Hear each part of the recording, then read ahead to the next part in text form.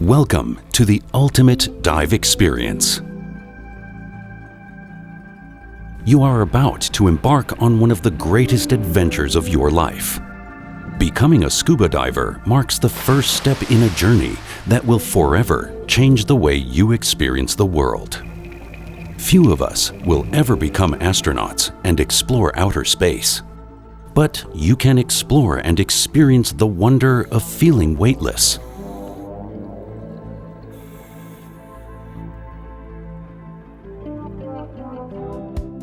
Interaction with incredible marine life, and the exploration of wrecks.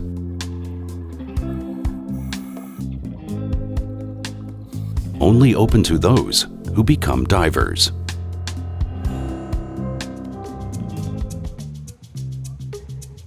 "75% of our planet is water. Becoming certified is a license to learn about these waters that are our last frontiers. Your SSI internationally recognized certification is your ticket to dive our last true unexplored frontier, the oceans. When you become a diver, you must bring your life support with you. To safely explore the underwater world, you not only need a personally fitted, high-quality life support system, you need the knowledge and skills necessary to safely use that equipment. At SSI, our goal is that you don't just learn to dive, but also become a diver. To do that, we believe it takes 4 ingredients for you to become a diver. We call this the Diver Diamond: knowledge, skills, equipment, experience. While training develops knowledge and skills, the only way to get experience is to go diving. This is why SSI encourages more open water dives during training instead of just the minimum number of dives as required by industry standards. The more you dive, the more you will enjoy the sport. Your diving opportunities are limited only by your imagination and your physical capabilities. Your diving adventures can take you to the most spectacular places in the world. You can dive reefs and walls, explore wrecks, dive beneath the ice, and closely observe marine life, both large and small. And with your underwater still or video camera, you can bring back exciting images to remember for a lifetime.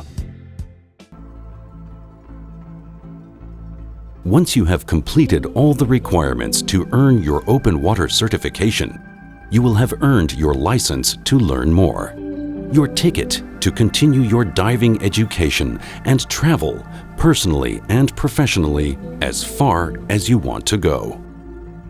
Congratulations on your decision to become a certified scuba diver. The SSI family shares your excitement of exploring our underwater world. Welcome.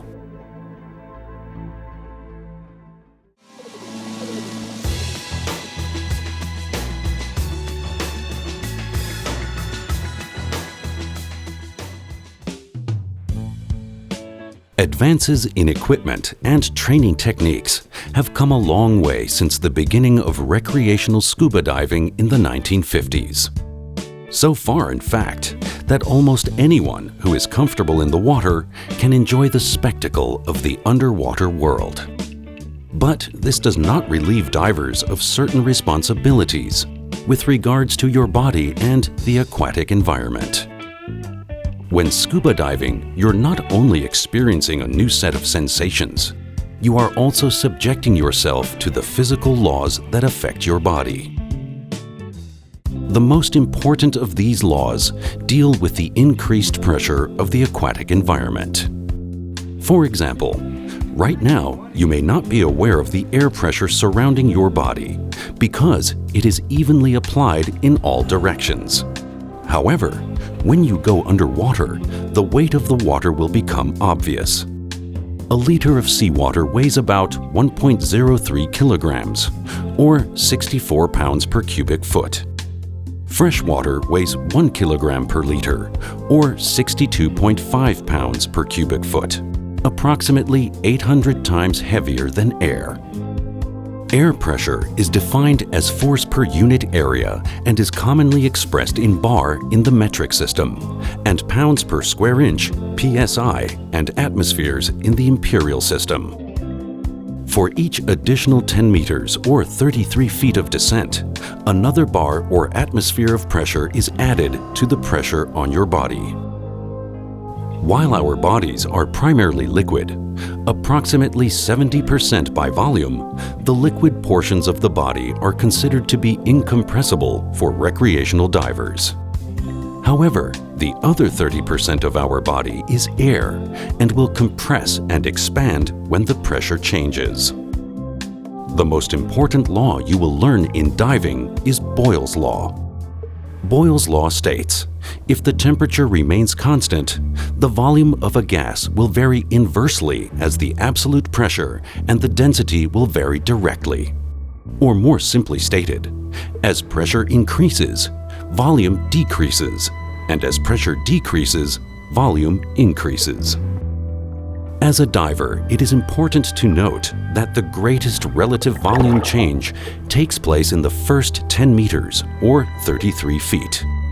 This emphasizes your need to respond to pressure increases immediately underwater. Your body airspaces will compress upon descent, and unless you introduce more air into those airspaces, you could experience pain. For example, have you ever descended to the deep end of a swimming pool and noticed it hurt your ears?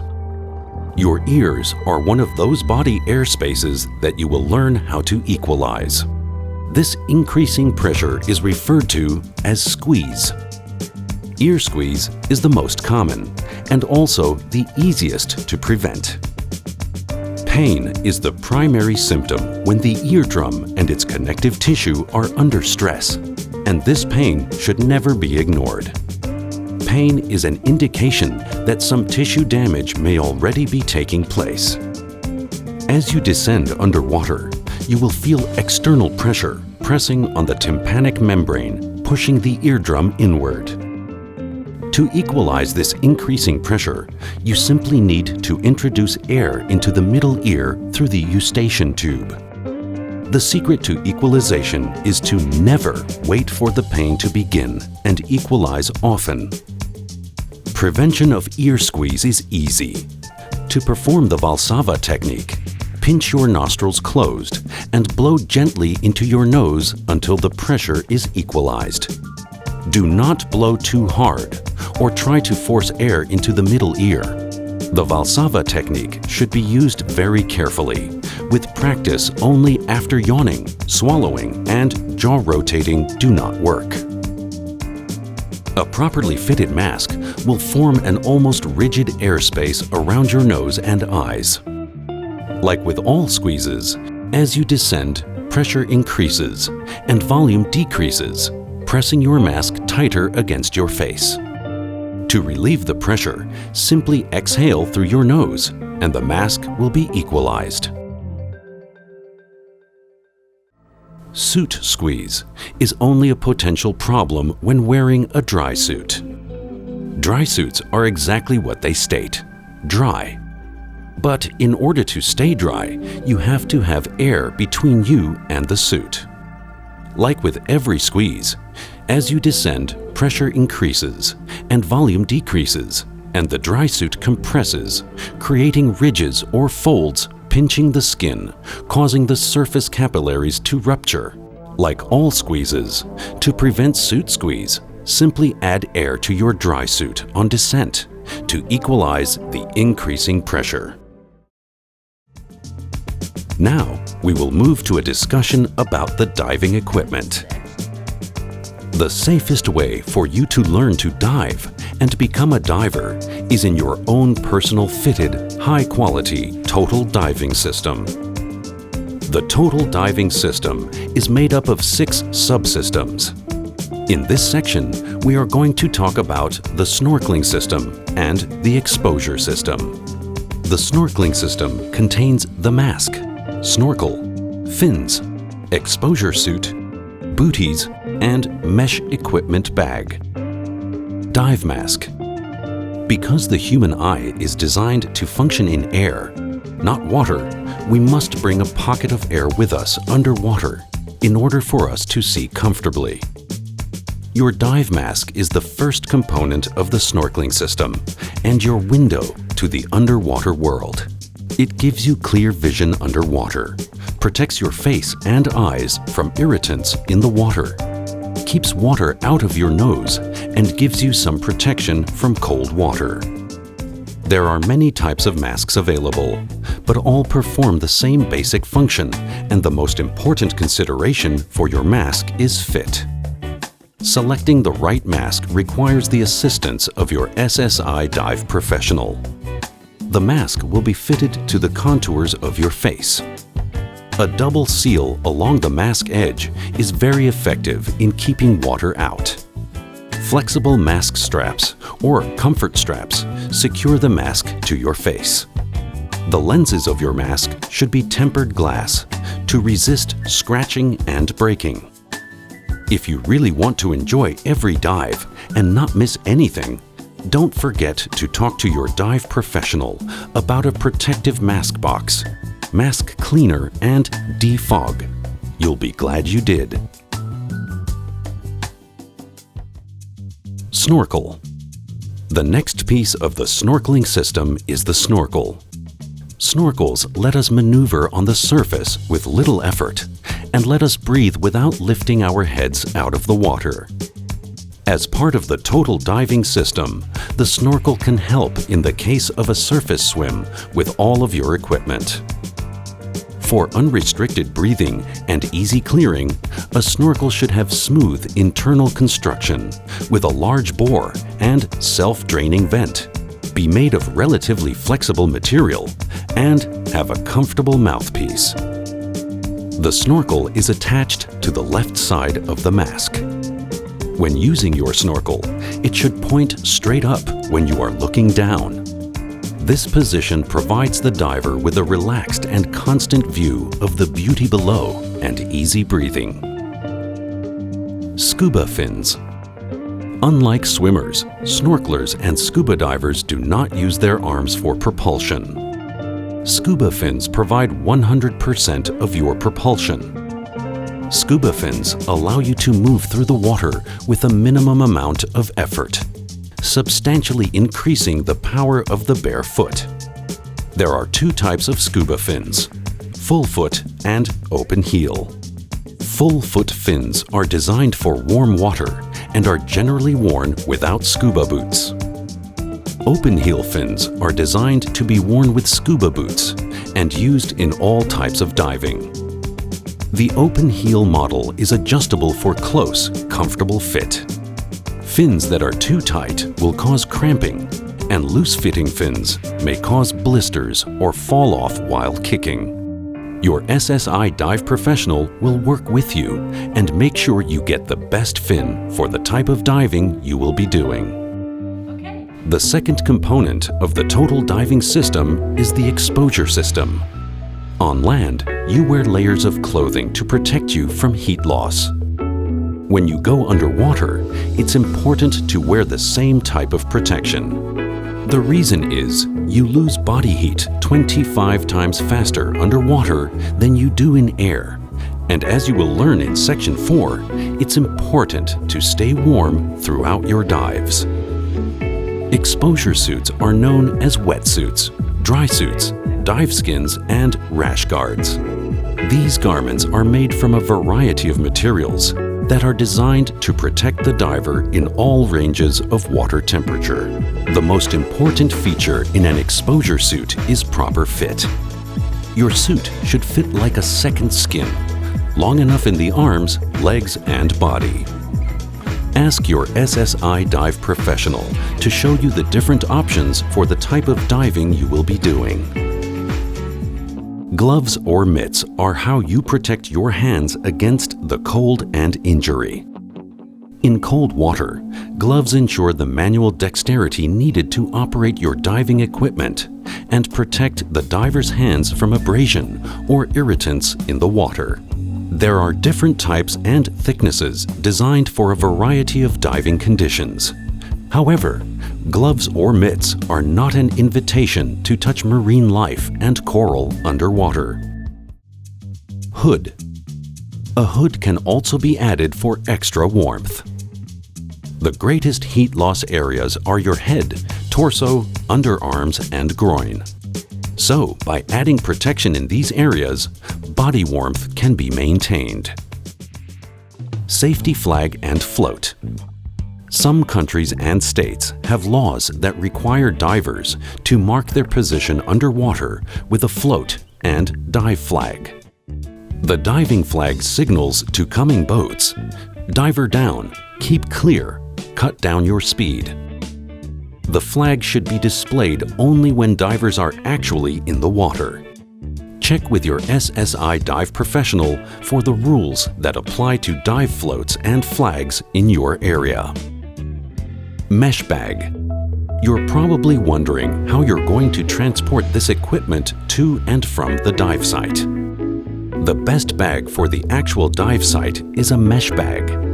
Not only does it hold all of your equipment, it also makes it easy to rinse it after diving and allows it to breathe and dry.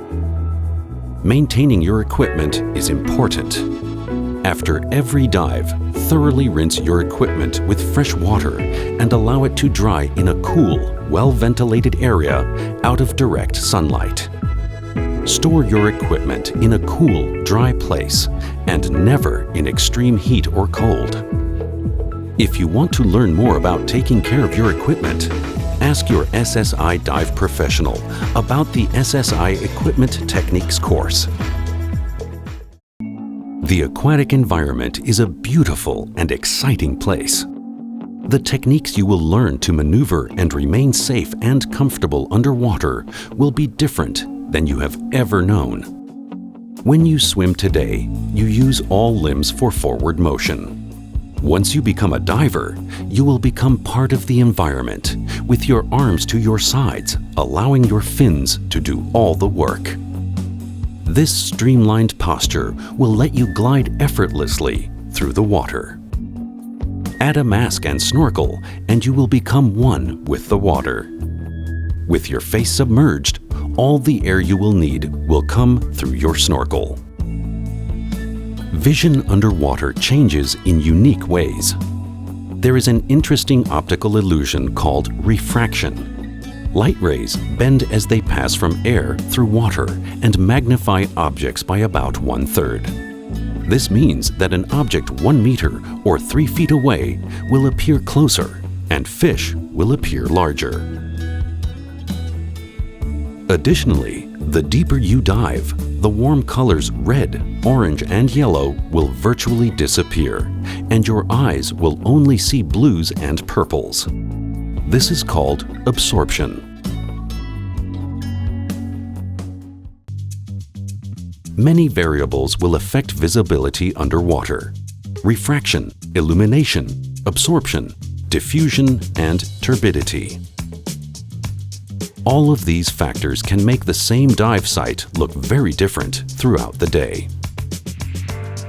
Depending on where you dive, water temperatures can range from around 0 degrees Celsius or 30 degrees Fahrenheit to over 30 degrees Celsius or 80 degrees Fahrenheit. You may even encounter a temperature difference of 10 to 15 degrees Celsius or 20 to 30 degrees Fahrenheit between the surface and depth. This change in temperature is called a thermocline. Your SSI dive professional will share more information with you regarding thermoclines. Sound also behaves very differently underwater. Sound travels 4 times faster underwater and seems to come from all directions. Since we cannot talk underwater, we need to communicate by using hand signals. Pictured here are the most commonly used hand signals. Okay, question and answer. Something is not okay. Go up. Go down. Stop. I am low on air. Please review these hand signals before heading to the pool or view them on SSI's free smartphone app. We've covered many topics in this section. Remember, knowledge replaces fears and fantasies with correct information.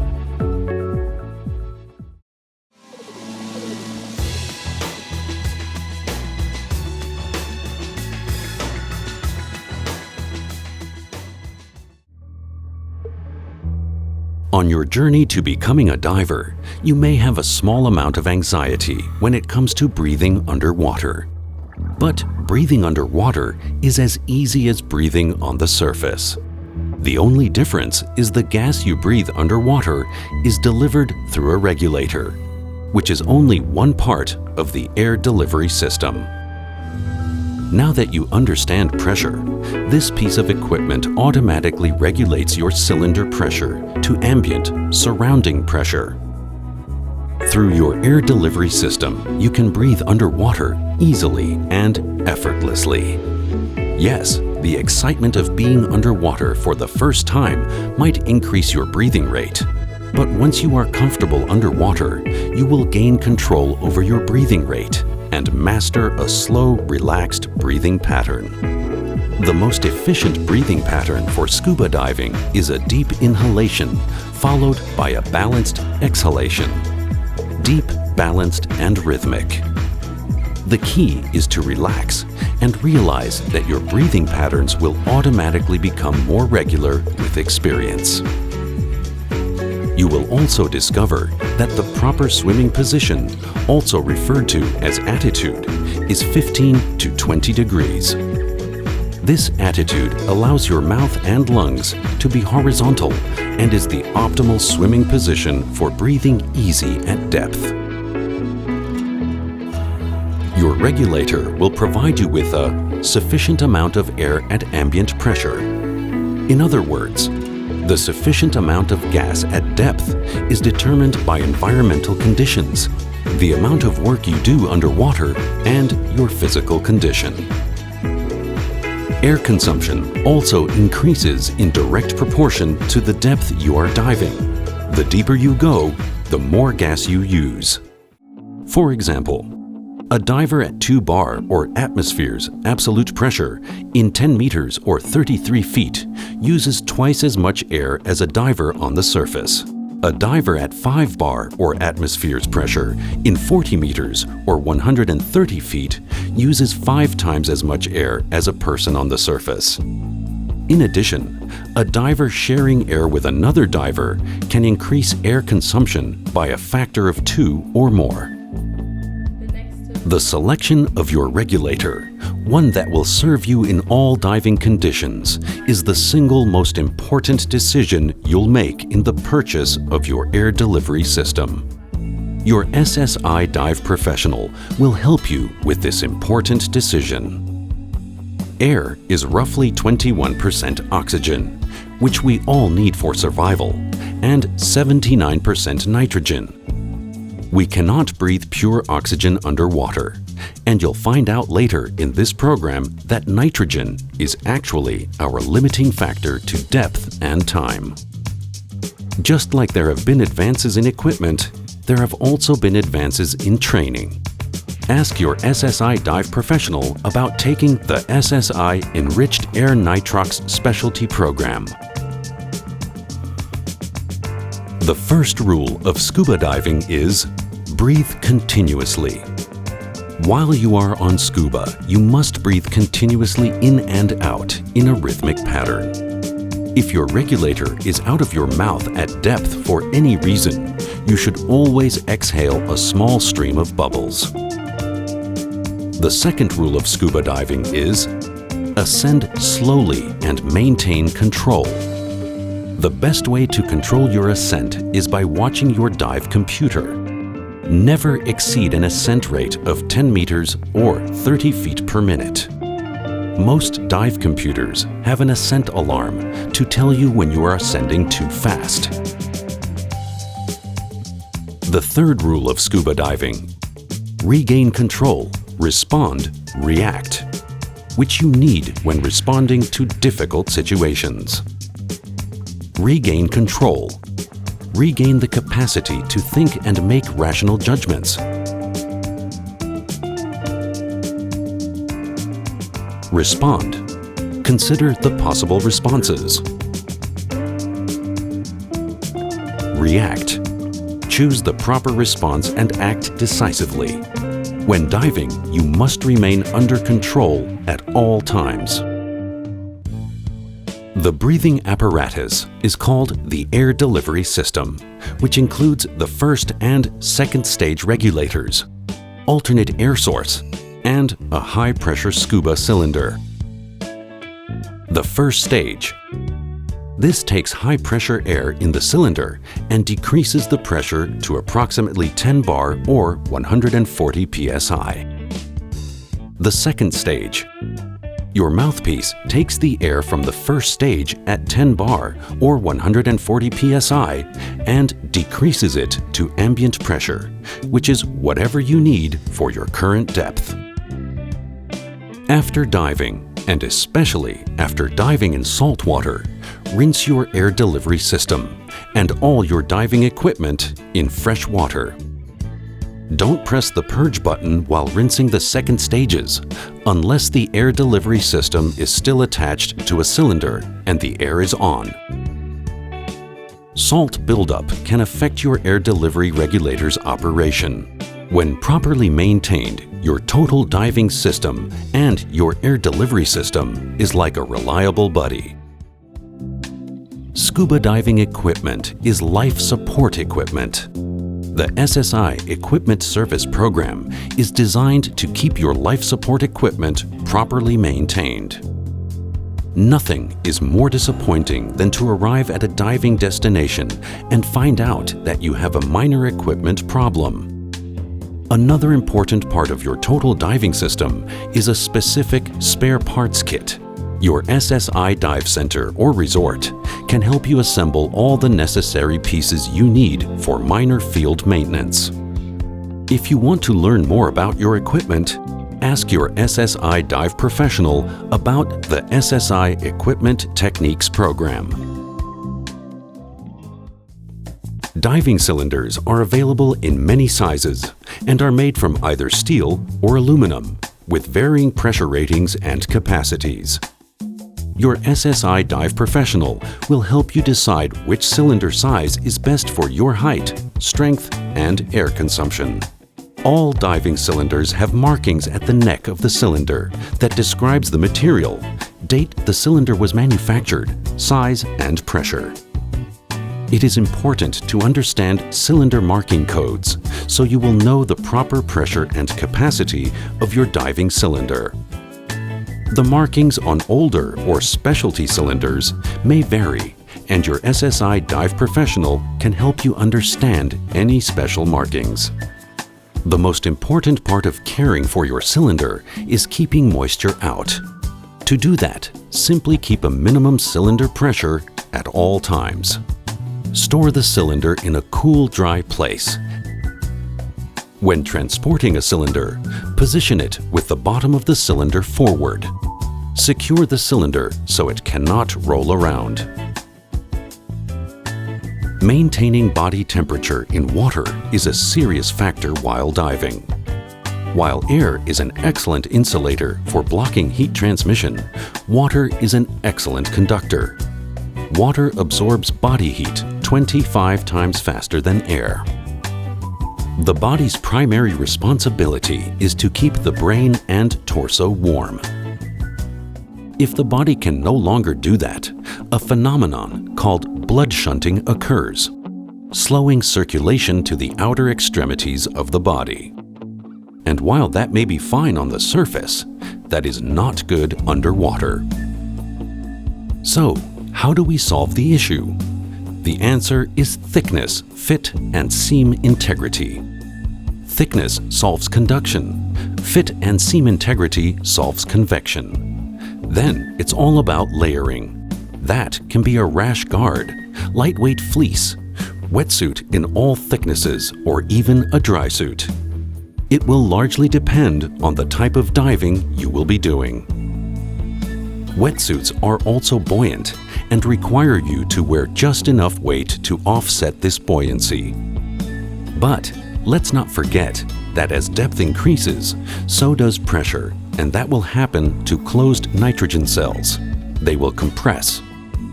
This is why you wear a buoyancy compensator, to make descending, swimming at the proper attitude or position at depth, ascending, and surface flotation easy. After diving, soak your exposure suit with wetsuit shampoo. Rinse thoroughly and hang to dry. Never store your suit folded or compressed. It could become permanently creased and create cold spots where the bubbles break down. Hang the suit on a wetsuit hanger and store in a cool, dry place. Dry suits are used for cool to cold water conditions. Air instead of water is filled in a dry suit by an inflation valve, which is connected with your regulator's first stage by an inflator hose. Air is introduced into the suit for thermal protection and to prevent suit squeeze. On ascent, air in the suit must be allowed to escape through an exhaust valve. Diving in a dry suit is very different from diving in a wetsuit. If dry suit diving sounds like something you want to try, ask your SSI dive professional about the dry suit specialty program. Proper buoyancy control makes the difference between an enjoyable, effortless dive and an uncomfortable, potentially dangerous situation in open water. Many serious diving problems have been linked to inadequate buoyancy control. Buoyancy is the characteristic of a fluid to push up on an object immersed in it. There are three types of buoyancy that can describe an object immersed in a liquid: positive, negative, and neutral. Positive buoyancy. An object less dense than the liquid will float. For example, any object weighing less than 1.03 kilograms per liter or 64 pounds per cubic foot floats in salt water. Negative buoyancy. An object with greater density than the liquid will sink. For example, any object weighing more than 1.03 kilograms per liter or 64 pounds per cubic foot will sink. Neutral buoyancy. An object with density equal to the density of the liquid will neither sink nor float. For example, an object weighing 1.03 kilograms per liter or 64 pounds per cubic foot will remain neither sinking nor floating. To compensate for positive buoyancy of the diver and the exposure suit, a diver needs a weight to descend. The weight belt or weight pockets are designed to easily disengage in case of emergency. Weights, and only in the amount needed by a diver, are threaded and balanced onto a traditional right-hand release weight belt. If needed, the weight belt is easily released, held away from the body, and dropped. With weight-integrated buoyancy compensators, the weights are evenly balanced in weight pockets attached to the BC. If needed, a quick release is pulled and the weights fall.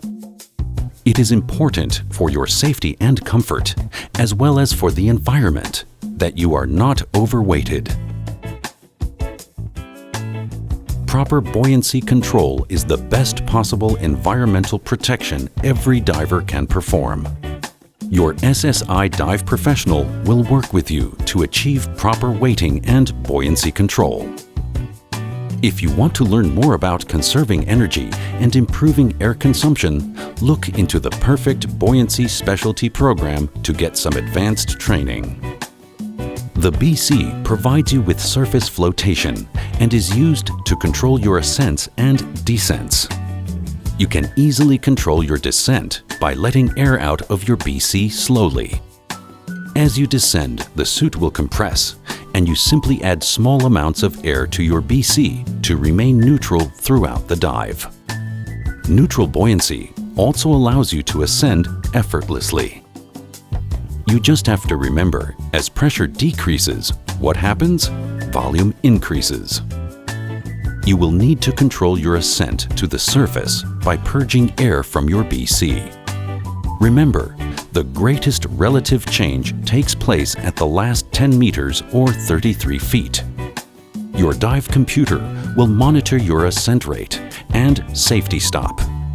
Once you reach the surface, simply fill your BC for positive buoyancy. After a dive, open your BC or inflation valve and run water into the bladder. Note, if it's weight integrated, take the weights out before washing. Tilt the BC upside down to make sure the water goes throughout the device. Then, turn the device down, open it, and drain the rinse water. Dry and store your device by filling it 1/3 full of air and placing it in a cool, dry place. The last component of the total diving system is the information system. The information system is designed to easily prepare and follow a dive plan. Dive computer, SSI dive tables, SSI total dive log. Here's how all these components work together. We live in a computer world, and recreational diving is no different.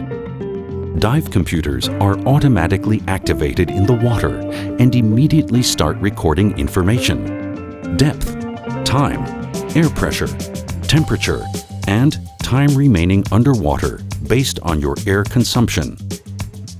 Once on the surface, the dive computer also calculates your time out of the water to determine how long you need to remain on the surface before your next dive. There are many computers available for various types of diving.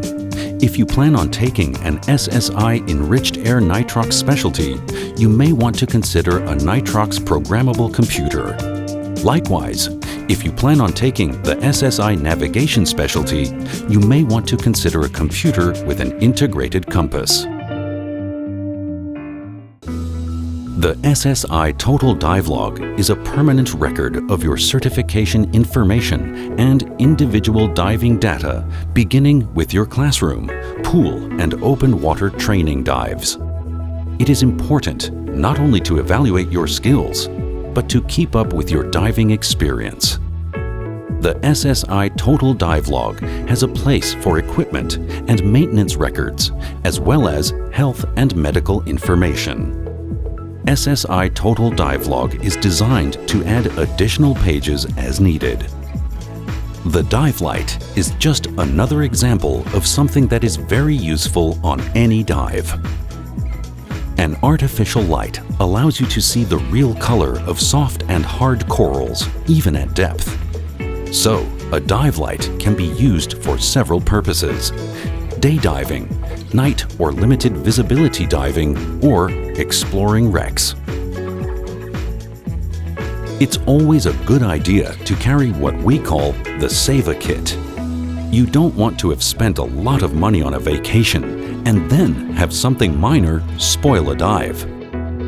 These are some of the things you might want to take with you: an extra mask, O-rings, extra mask strap, anti-fog solution, lens cleaner, extra mouthpieces, wire ties, batteries, light bulbs, and maybe even a multi-purpose tool. For a more complete list, look in your SSI Total Dive Log. Diving is all about comfort and confidence. As you can now see, equipment plays an important role in your safety underwater. This is why there is a difference in learning to dive and becoming a diver. The diver that makes an investment in his or her equipment is a committed diver. If this is you, SSI recommends that you purchase your own personally fitted, high-quality, total diving system and use it in training. You will be much more comfortable when you do your open water dives. Your SSI Dive Center and Dive Professional are the experts. Consult them anytime you have questions.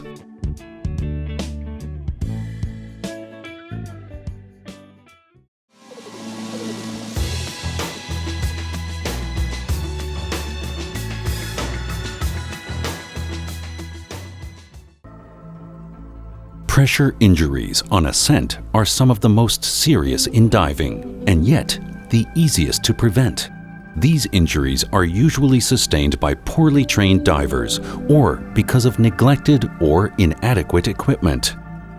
Let's look at how the 4 ingredients of the SSI Diver Diamond, proper knowledge, skills, equipment, and experience work together to prevent these injuries. Pressure injuries are easily prevented by learning effective breathing patterns, knowing your physical condition and your physical limitations, understanding how injuries occur and how they can be prevented, proper dive planning and diving technique, and maintaining and properly using your total diving system. Lung structure. The first thing you need to understand is the function of your lungs. Your lungs are made up of approximately 300 million alveoli that are arranged in grape-like structures at the end of our bronchiole trees.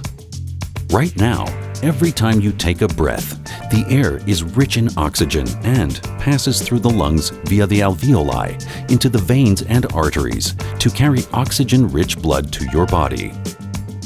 If this kind of information intrigues you, ask your SSI dive professional about the Science of Diving Specialty Program. This program covers all aspects of diving physics, physiology, decompression theory, advanced equipment techniques, and the underwater environment. In Section 1, we discussed Boyle's Law in terms of increasing pressure to describe squeeze and how injuries can occur on descent. As a reminder, Boyle's Law states as pressure increases, volume decreases. As pressure decreases, volume increases. Now, we are going to discuss how Boyle's Law works in the opposite direction.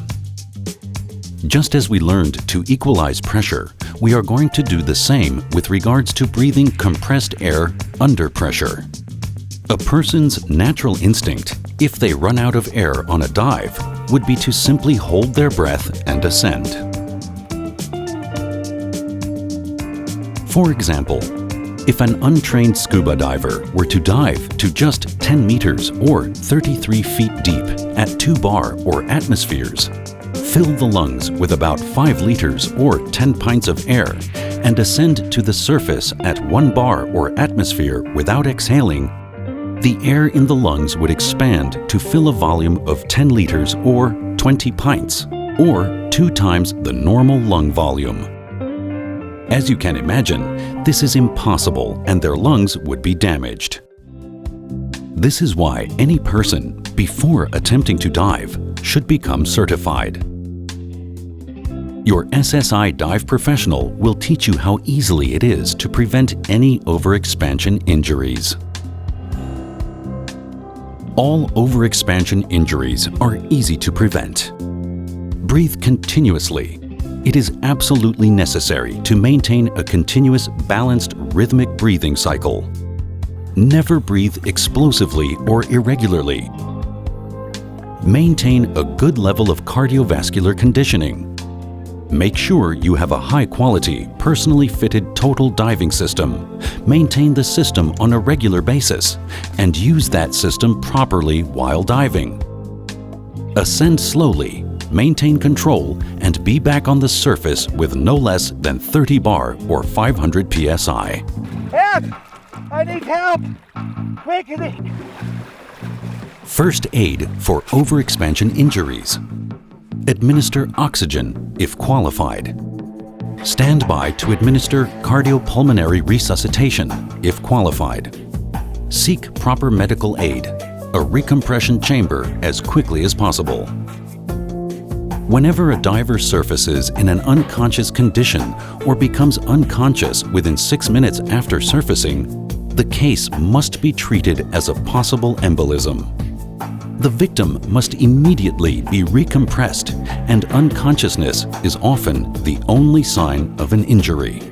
If you have a smartphone, download SSI's free app and you will find it contains general medical and personal information to facilitate proper medical treatment. It will also list the diver's relatives to be notified in the case of an emergency. The most common reason accidents occur is the lack of proper planning.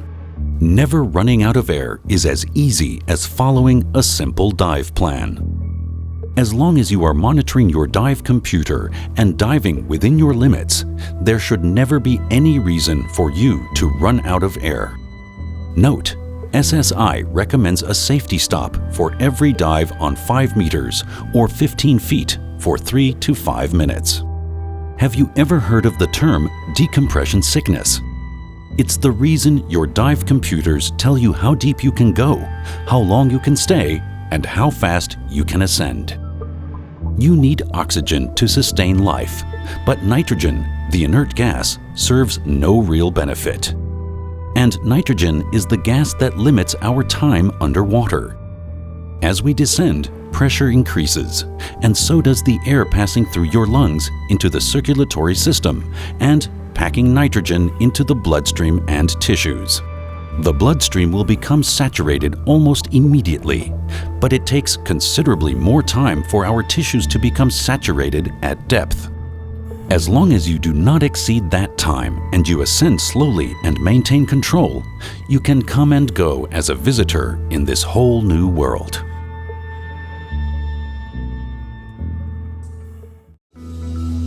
What is that amount of time? Not exceeding the no decompression limits.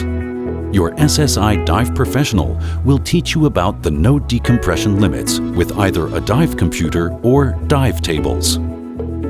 As stated, nitrogen is the bad gas and will remain in solution as long as the pressure difference does not become too great. It is safe to say that the human body can stand a certain level of too much nitrogen. It is important to note that decompression sickness only occurs when a diver stays at depth too long and surfaces too quickly. The major symptom of decompression sickness is pain. The pain is described as deep, burning, and persistent, mostly in the joints. Other symptoms of decompression sickness include itchy skin rash, primarily in the areas where the skin is thin, visual disturbances, motor paralysis, weakness, loss of manual dexterity, vertigo, numbness, respiratory distress, headache, unconsciousness, loss of memory, and nausea. Treatment for decompression sickness can only be determined by competent medical personnel. In most cases, it will be recompression. The possibility of tissue damage is less if diagnosis and treatment begin as soon as possible. Never take a diver back underwater and attempt recompression. Always have an emergency plan before you dive. List the phone numbers and radio frequencies of the Coast Guard, Lifeguard Service, and other useful information in your SSI Total Dive Log and refer to the emergency procedures in SSI's smartphone app. There are many things that can interfere with proper absorption and elimination of nitrogen. Age, alcohol or drug use, extreme heat or cold, old injuries, proneness to blood clotting, obesity, medication, loss of sleep, extreme fatigue, dehydration. To avoid decompression sickness, it is recommended that you wait 24 hours if you plan to fly, or even drive above 2,500 meters or 8,000 feet. The next malady related to increasing pressure at depth is nitrogen narcosis. The increasing pressure of nitrogen that produces this effect usually begins at about 30 meters or 100 feet, which means 4 bar or atmosphere's total pressure, or 3.2 bar or atmosphere's partial pressure of nitrogen. The symptoms become more intense as depth increases. Symptoms have been known to occur with inexperienced divers at much shallower depths. The following symptoms of nitrogen narcosis are listed in terms of increasing depths: lightheadedness, numbness, and increasing self-confidence, euphoria; unusual behavior, loss of dexterity, dizziness, abnormal vision and hearing, inability to reason or follow a dive plan, carelessness about personal safety, short-term memory loss. The real danger of nitrogen narcosis is that the onset of symptoms is subtle, and the diver may not realize the danger until it is too late. Treatment for nitrogen narcosis is relatively simple. Ascend to a shallower depth. Oxygen toxicity. As we already discussed, we all need oxygen to sustain life. But oxygen breathed under too high of a partial pressure can be poisonous and the reason we do not use pure oxygen underwater. Oxygen toxicity takes place if the partial pressure of oxygen in the breathing mixture approaches 1.6 bar or atmospheres. As a reminder, the air you carry underwater is compressed air. This is the same air you breathe every day that has been cleaned and purified to a high standard. In summary, almost every diving emergency can be traced back to diver error. When diving with a high-quality, personally fitted total diving system, it is extremely rare to have an emergency caused by equipment malfunction. In general, all the diving maladies we've discussed can be easily prevented by working with your SSI Dive Center to select a high-quality total diving system and receive thorough training using that system to ensure that you understand all the multiple features that are designed to keep you safe, comfortable, and confident. Maintain a level of both short-term and long-term physical fitness. Always dive within your comfort zone, within the limits of your current training and experience. Reasonable depths, slow ascents, and no decompression diving.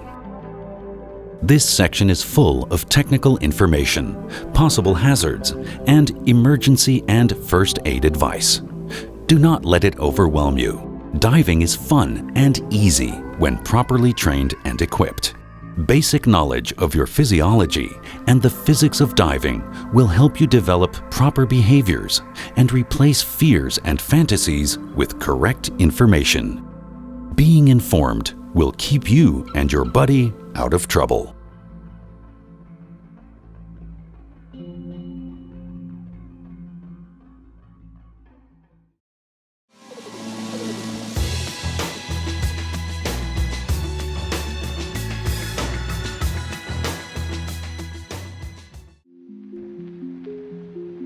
Waves are formed primarily by the wind blowing across the water's surface.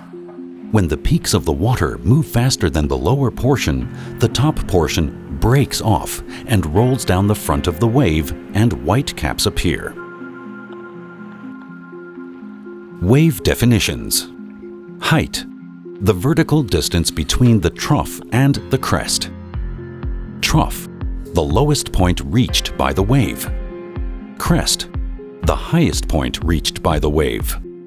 Length: the horizontal distance between crest and crest, or between trough and trough. Wave series: describes the series or groups in which waves approach the beach. There is a relatively calm period between wave series or sets. Interval: the time it takes for each wave crest to pass a given point.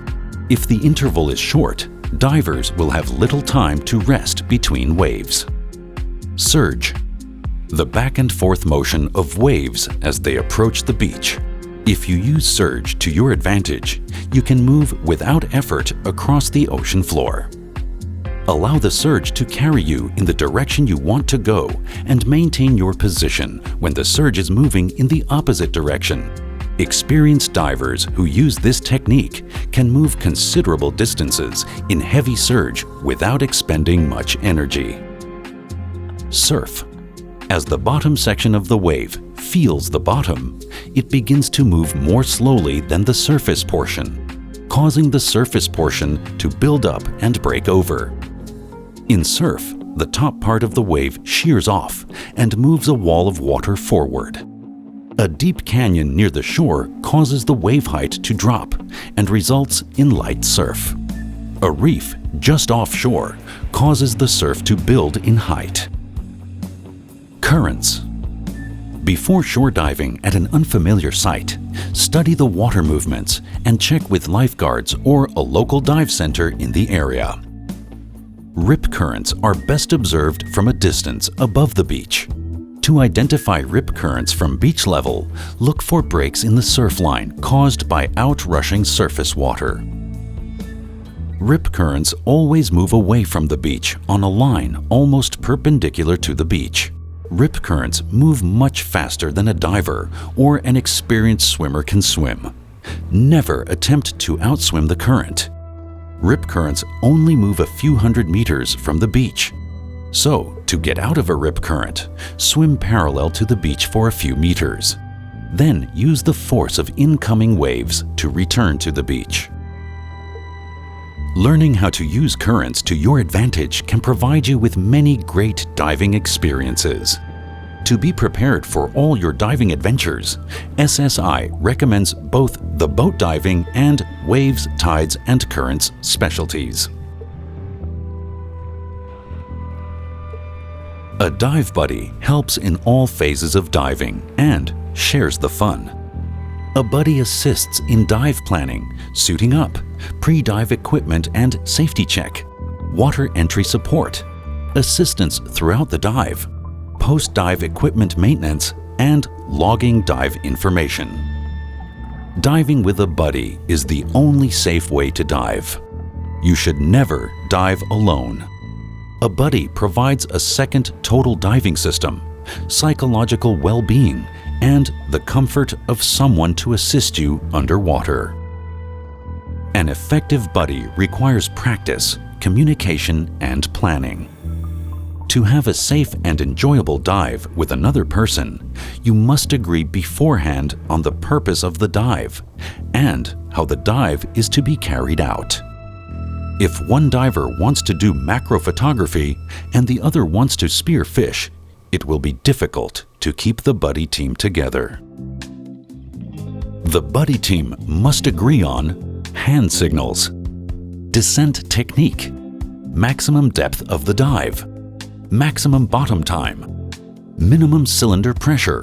You should always be back on the surface with at least 30 bar in your cylinder.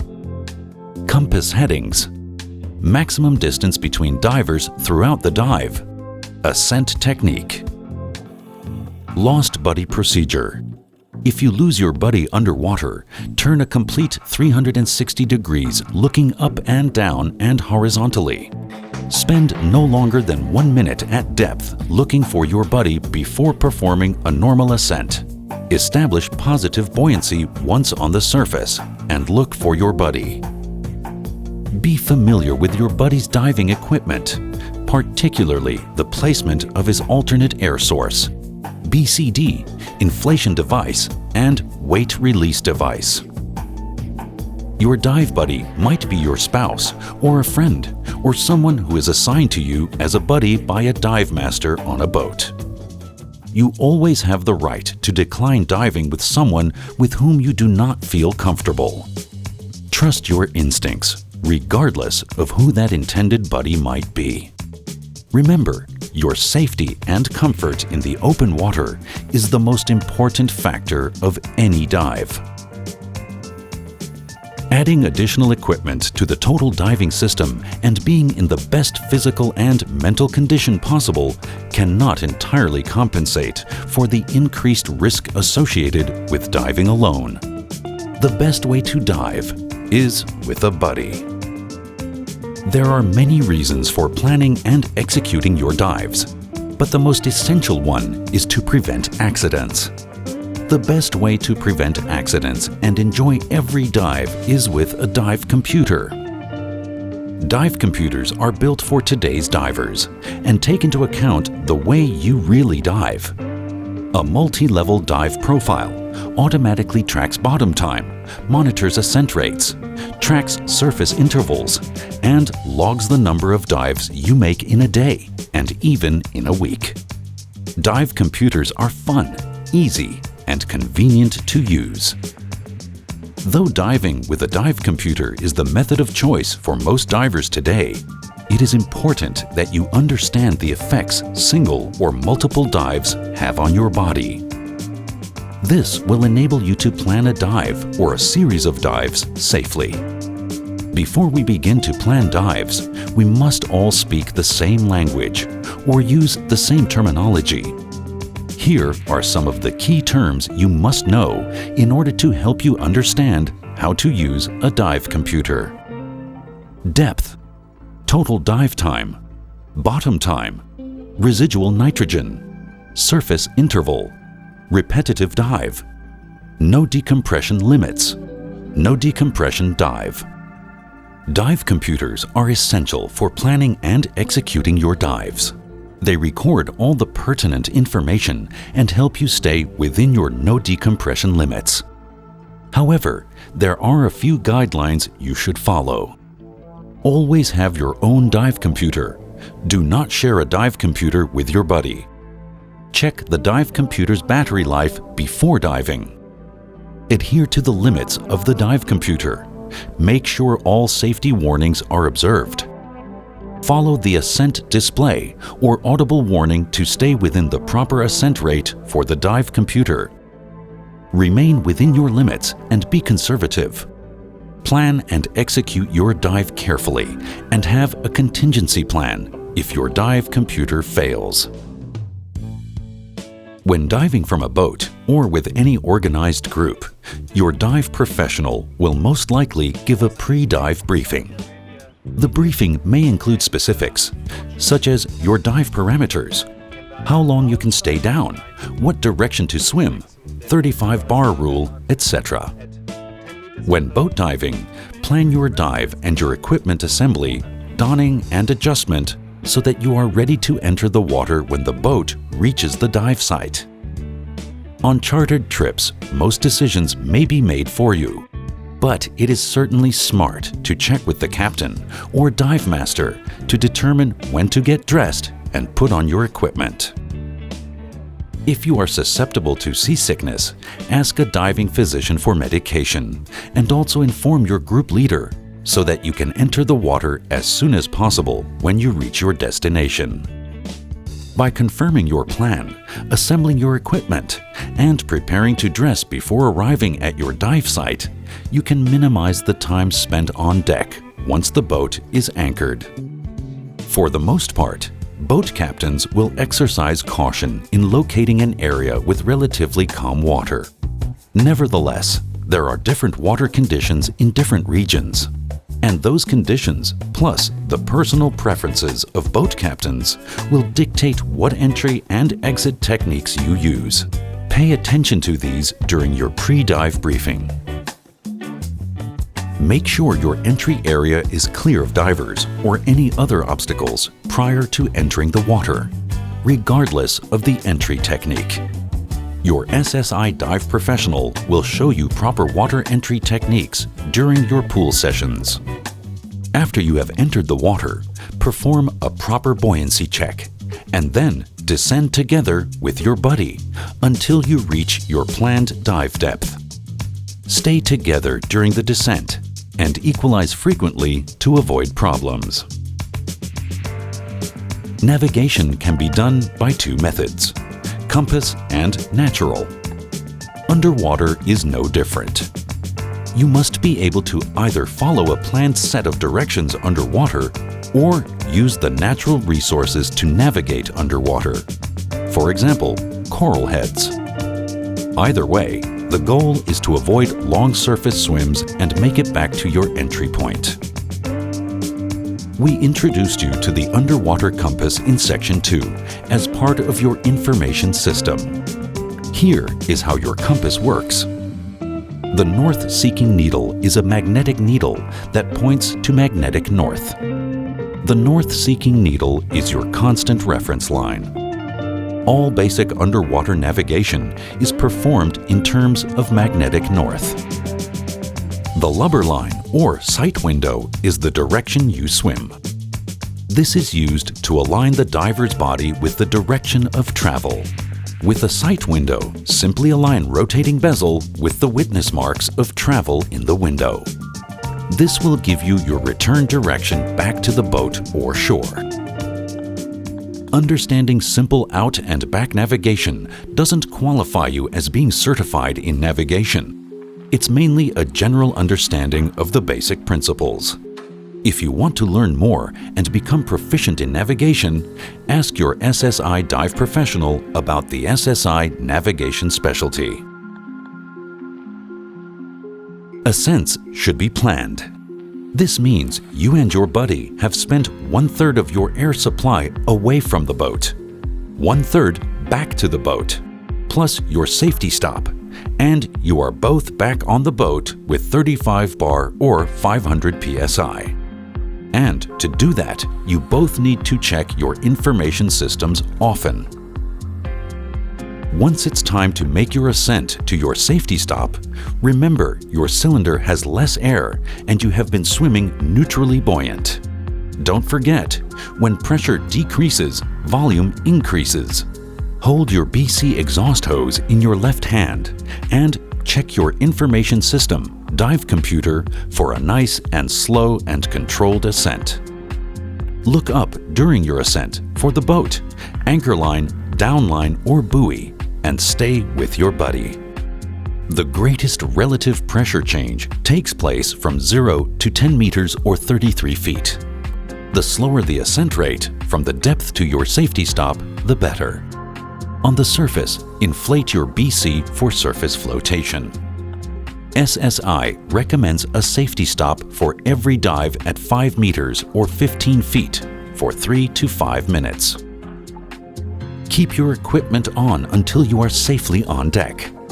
The only exceptions to this include removing fins to climb a ladder, removing your weight belt to make you more positively buoyant, and removing equipment and handing it up if instructed to do so by your boat captain. Always choose the safest and easiest entry and exit procedures appropriate to the diving conditions. Take these precautions in case you accidentally slip back into the water. Keep your mask in place so you can see, your regulator or snorkel in place so you can breathe, and your BC inflated so you can float.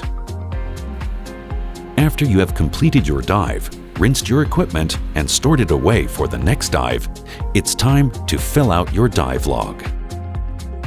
SSI believes it's essential to keep an accurate record of your personal information and dives.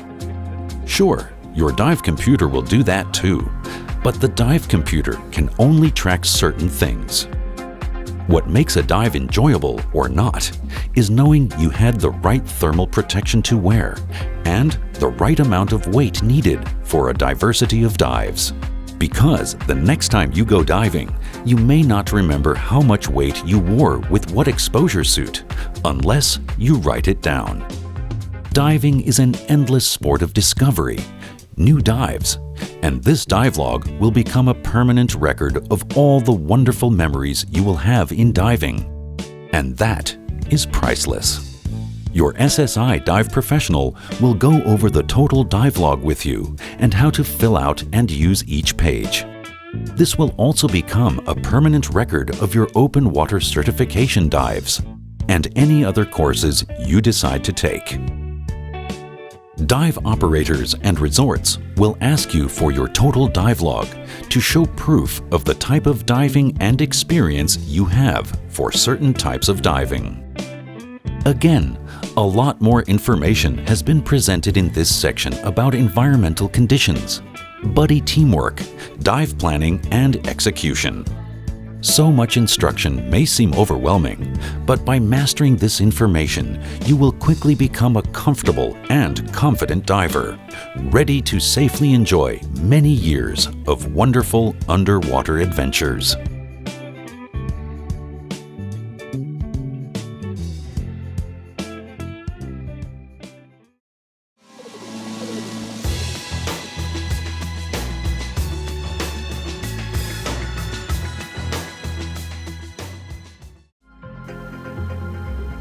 The surface of this planet is made up of very little land. It is, in fact, about 72% water. More than 85% of the oxygen is produced by marine plants. Even the photosynthesis that takes place on land requires water, which originates in the oceans. We are all linked directly or indirectly to the oceans. The oceans are the world's great caretaker. We all need to do our part to keep them clean and free of pollutants. We must leave the oceans in a pristine state if we expect to go on enjoying their natural beauty. For you, the oceans may be your playgrounds. But playgrounds are only fun and exciting if you do your part to keep them clean and well maintained. Corals are colonial animals which construct skeletal structures of limestone, often forming extensive reefs in the shallower tropical seas, where sunlight and warmer waters prevail. Coral animals, or polyps, attach permanently to a surface, such as a rock face, and slowly build around themselves the protective structures and networks we see as the coral reefs. Some corals can be brittle, and some are capable of inflicting abrasions or cuts. These corals are also easily damaged by careless divers who drag equipment, kick corals with their fins, or hit the reefs with their cylinders. To avoid injuring yourself or the coral, always secure your equipment and practice good buoyancy control over reefs. It is also recommended that you keep a safe distance from the reef to avoid damage. It is best to appreciate the reefs with the eyes rather than the hands. Simply touching the corals may remove some of their protective mucus coating, making them susceptible to injury or infections. Unfortunately, there is not enough time in this video to show you this entire planet's estimated 40,000 species of fish that are indigenous to each ocean. If you are particularly interested in marine life or taking pictures, you might want to ask your SSI dive professional about digital photography and marine life identification specialty courses. We are all amazed by the incredible beauty of the underwater world. As you have learned, this is a delicately balanced ecosystem, and we only hope you will do your part by protecting this amazing resource. There are 3 things you can do to protect this amazing resource. Swim neutrally buoyant at all times. Keep your equipment secured to your body. No dangling equipment that may damage the reef. Always be a responsible diver.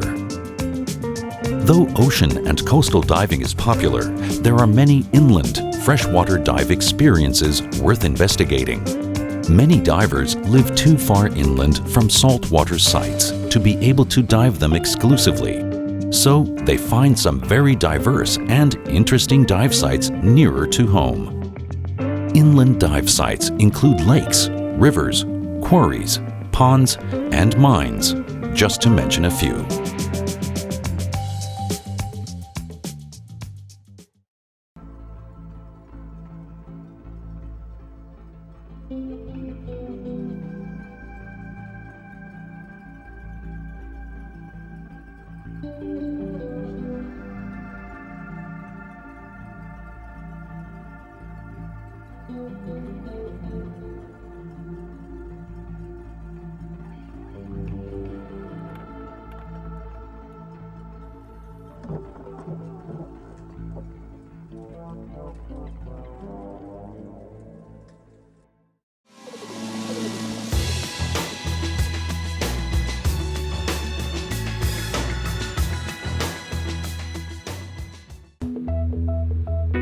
Your physical well-being is a very important part of diving, and often an overlooked component in diving.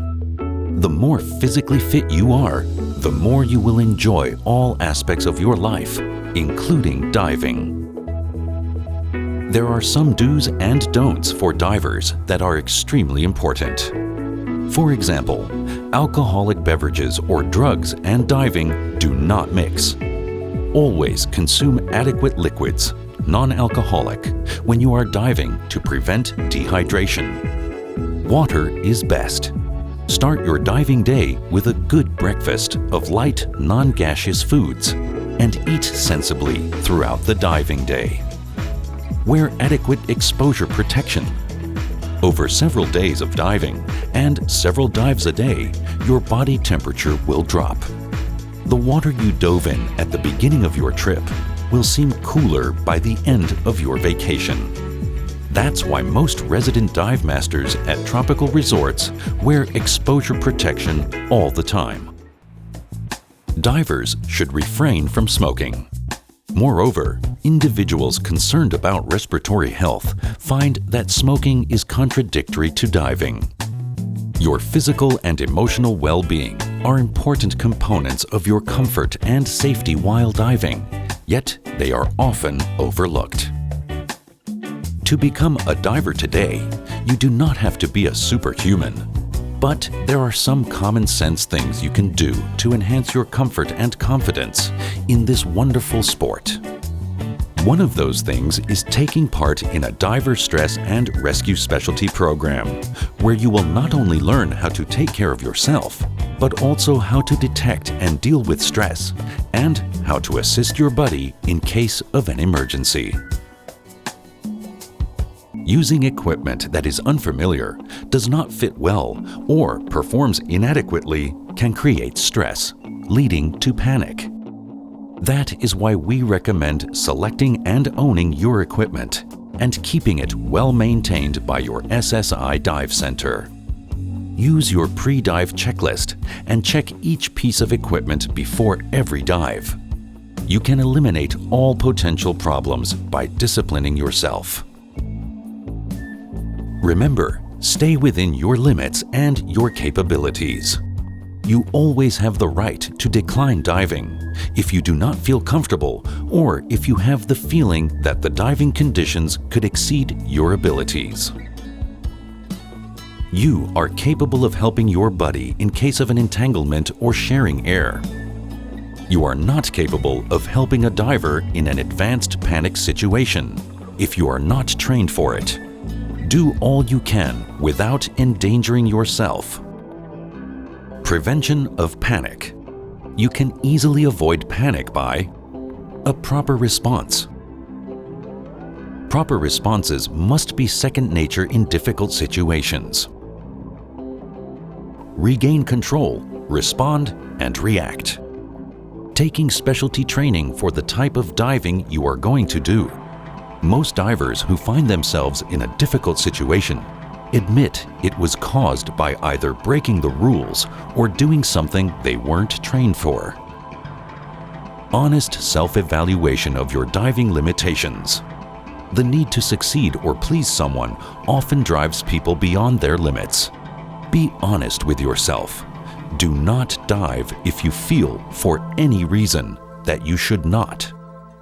Do not let spouse, family, friends, peers, or anyone force you into making a dive that you do not feel comfortable making. You know your capabilities better than anyone else. Remember, diving is meant to be a fun sport. Properly maintaining your total diving system, SSI Equipment Service Program. The main reason to compute air consumption is to figure out how much time can be spent at a specified depth. Once the amount of air to be consumed and your surface air consumption rate are known, it becomes easy to plan a dive. Computing time at depth requires these ingredients: planned depth, volume of the tank, usable air in bar, SAC rate. The Deep Diving Specialty Program incorporates advanced dive planning, which includes more in-depth information on planning your dive, gas management, and calculating dive times based on various dive parameters and equipment configurations. Ask your SSI dive professional for more information about the Deep Diving Specialty Program.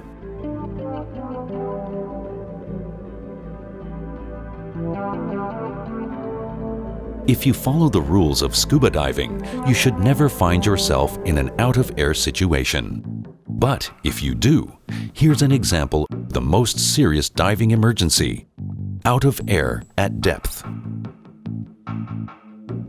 The primal response if you are out of air at depth is shock and an adrenaline rush caused by the fight or flight response.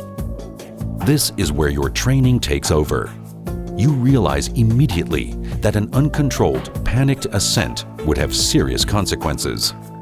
regain your capacity to think and fight off the primal response. Buddy is close enough. Your first choice should be dependent action. Give the out-of-air signal and share air. Buddy is not close enough, but you are in shallow depth. Perform controlled swimming ascent. Buddy is not close enough and you are at depth. Perform emergency buoyant ascent. You must commit the emergency ascent procedures to memory and review them over and over until they become part of your diving behavior.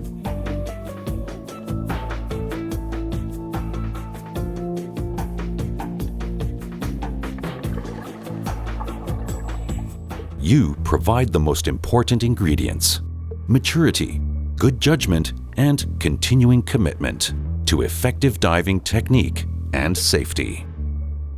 Each diver's responsible diving duties include diving within the limits of your ability and training, evaluating the conditions before every dive and making sure they fit your personal capabilities, being familiar with and checking your equipment before and during every dive, respecting the buddy system and its advantages, accepting the responsibility for your own safety on every dive, being environmentally conscious on every dive.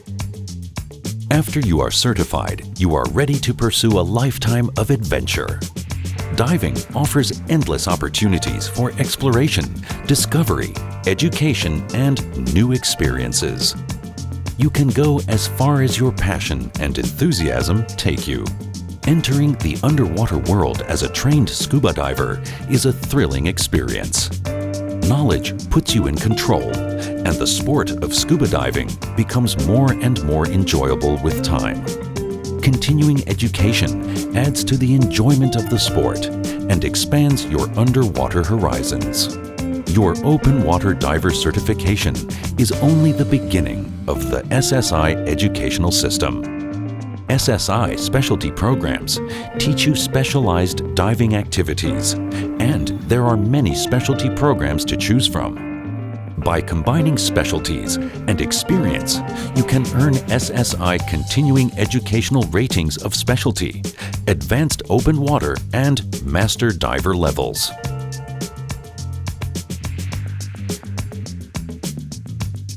Becoming a dive professional is an extension of the training path.